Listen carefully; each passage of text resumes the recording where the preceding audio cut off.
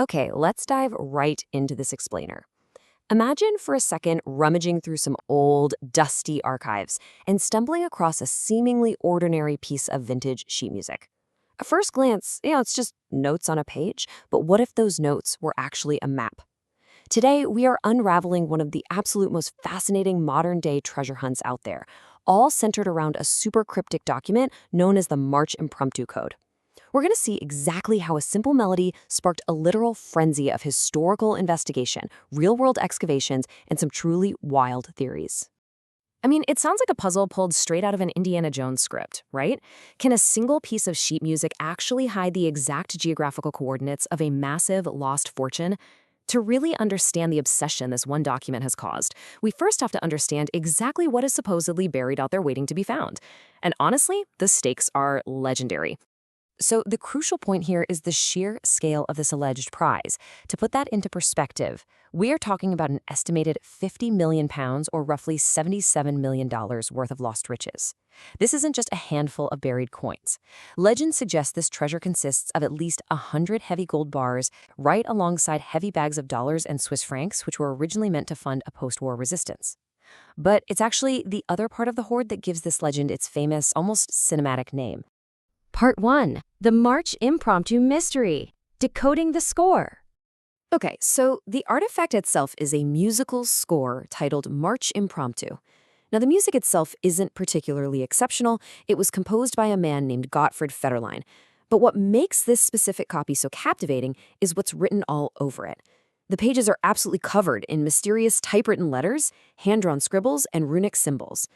According to the lore, during the really chaotic final days of the Third Reich, back in May 1945, Adolf Hitler's personal secretary, Martin Bormann, used this exact piece of sheet music to secretly encode the location of a hidden fortune. Part 2. Tears of the Wolf. Hitler's Hidden Diamonds. The treasure is famously referred to as the Tears of the Wolf. Now, Wolf was actually the nickname used for Adolf Hitler among his inner circle, and the Tears refer to his personal collection of highly valuable diamonds. The story goes that as the German Empire was totally collapsing, the Nazi elite scrambled to hide their fortunes, transferring massive wealth from the Central Reichsbank in Berlin to secret caves and mine shafts in the Bavarian hills. The Tears of the Wolf were supposedly the absolute crown jewel of this hidden wealth. So, tracing the timeline here, in 1945, Bormann allegedly finishes annotating the score with these secret coordinates. He then hands the document off to a chaplain, who is acting as a courier, with strict orders to deliver it to the Nazi Party accountant, Franz Xaver Schwarz, down in Munich. But Schwarz was arrested, and the sheet music? It never reached its destination. It basically vanished into the fog of history, until decades later, when it fell into the hands of a Dutch investigative journalist named Karl Hammer-Kate. After trying and completely failing to decipher the code himself for years, Hammer finally published the score in 2012, essentially crowdsourcing the mystery to the world. Part 3. Cracking the musical code. Hunting for the treasure. Naturally, people jumped at the chance to solve it. One of the very first to step up was a Dutch filmmaker named Leon Giesen. He approached the score by focusing heavily on the lyrics and written phrases. For instance, he found a handwritten phrase translating to "where Matthew plucks strings" or plays chords.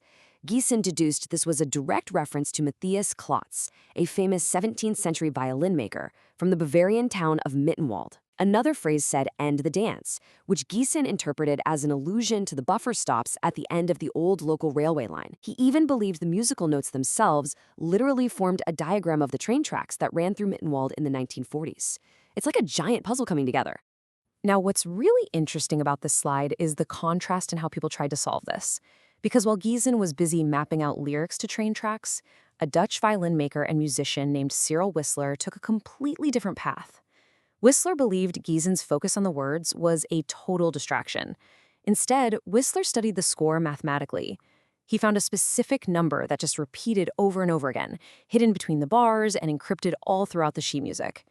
By following this repeating number alongside the typed letters, Whistler claimed he mapped out an exact centimeter-perfect route. Part 4. The Mittenwald Digs. Excavating the Truth.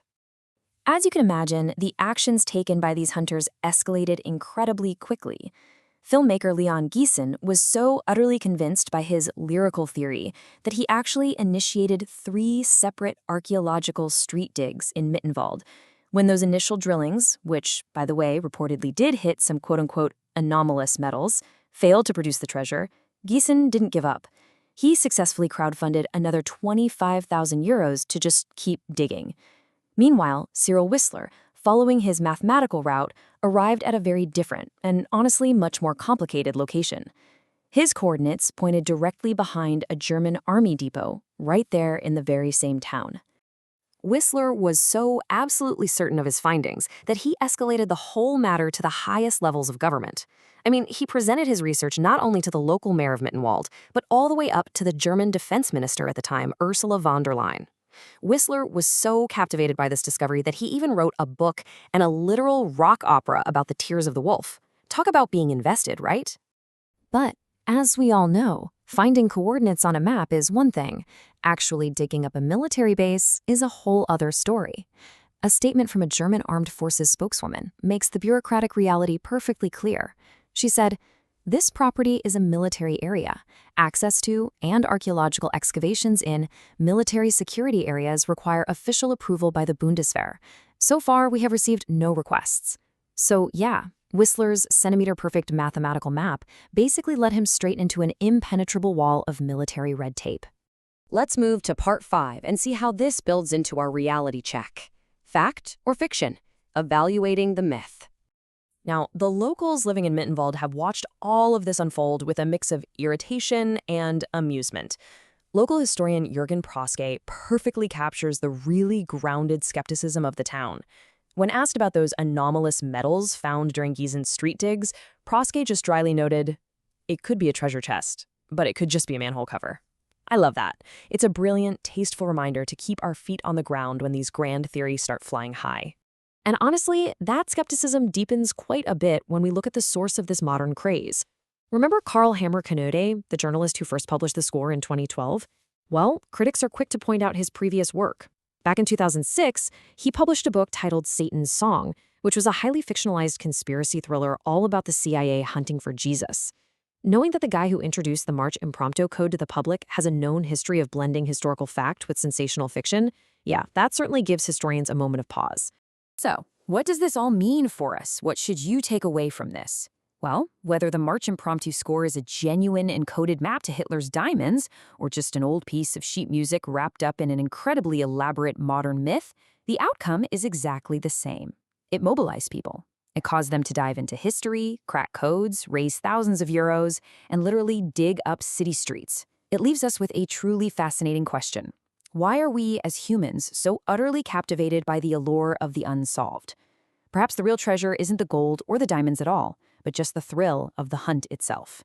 Thanks so much for joining me on this explainer. Keep asking questions, and I'll catch you on the next one.